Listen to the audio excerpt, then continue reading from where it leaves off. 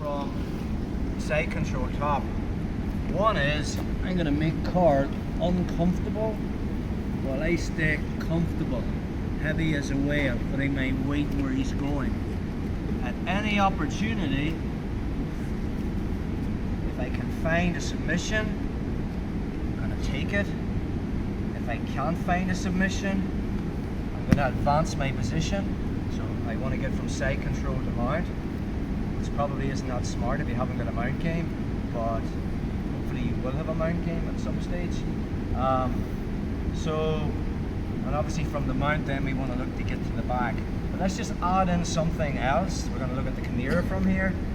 It's about really getting into this position and attacking the person relentlessly with weight distribution, being heavy as a whale, making them uncomfortable.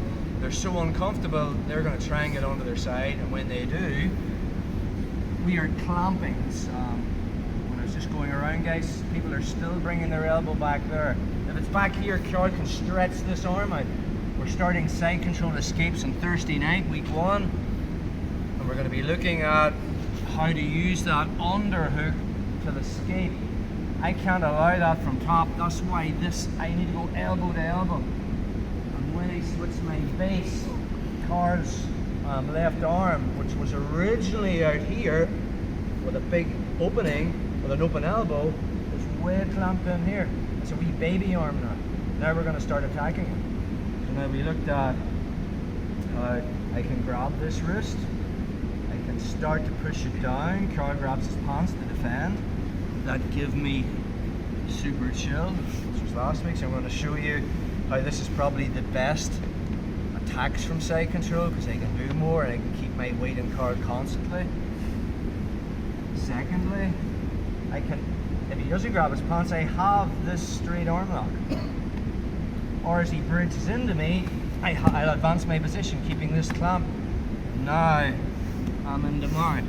But let's just say I'm here and I'm attacking this straight arm lock. Right? Sometimes they miss their pants, right? And they'll try to stiff arm their arm and all this, and you're fighting this position here. If Carl wants to bring it to the ground and I'm here, I'm gonna let him take it to the ground. Okay? So from there I just keep my weight on it. Now I need to change my body position. So my left knee that was in his right hip, coming back to side control, and I replace my left knee with my right knee. So the way I had sprawled my left leg back. Now from there, I'm doing two things at once. I start to bring Carl's left elbow in line with his shoulder. You have a bad shoulder, so pretend Carl's elbow, there's where I want it there. For demonstrations, because he's a bad arm, I'll just keep it there. Now, I need to be able to change my angle again. Watch what's happening with Carl's right arm there. I'm going to use my left knee to kill the arm, and then I switch my base. I'm going to bring my hip underneath his arm. Now I'm going to step over his head.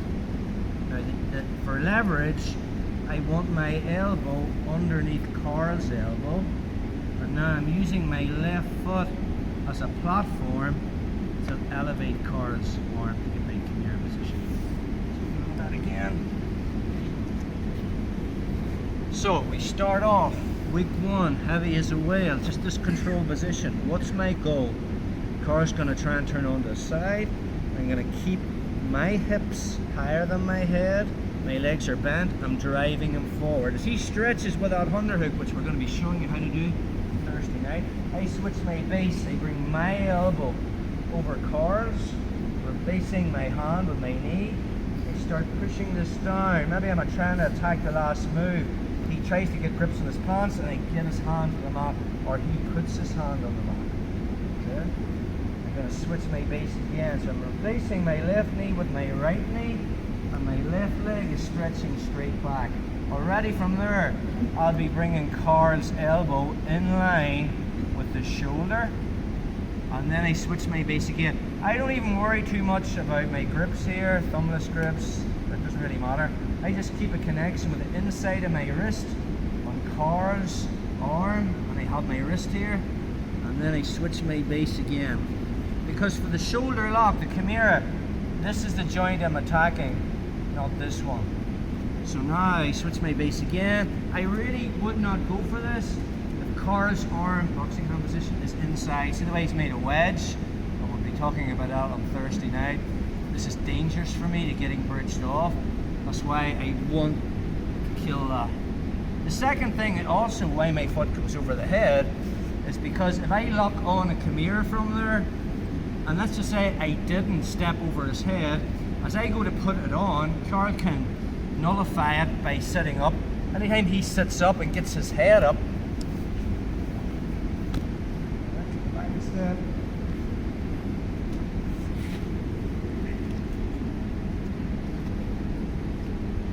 so I don't want him sitting up, so I just put my leg over his head.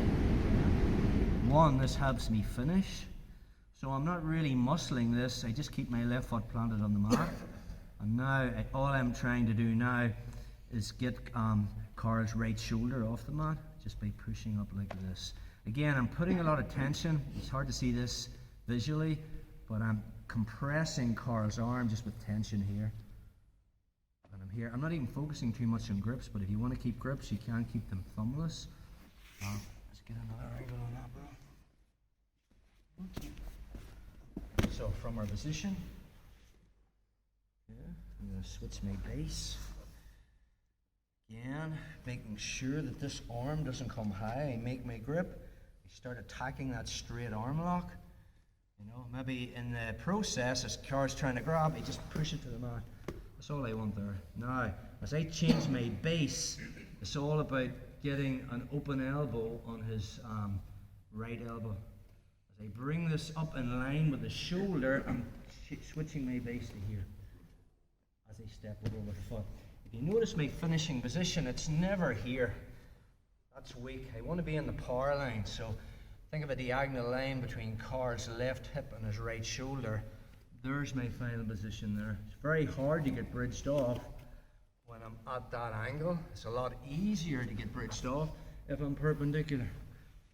So I end up here. I get underneath that armpit. I step over the head. Sorry, bro. Just bring your arm back a little bit. And I'm here. And anytime I feel Carl trying to sit up, I'll feel his head coming up on my hamstring. I just flatten him out a little bit there. And now it's just that.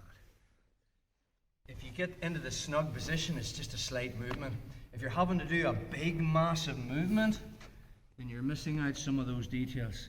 So you kind of don't want to be having to do this and lift his arm up to here, because you can imagine your base is gone and you're going to get bridged off. So it's a lot of little small movements, and you want to stay tight to them. Okay.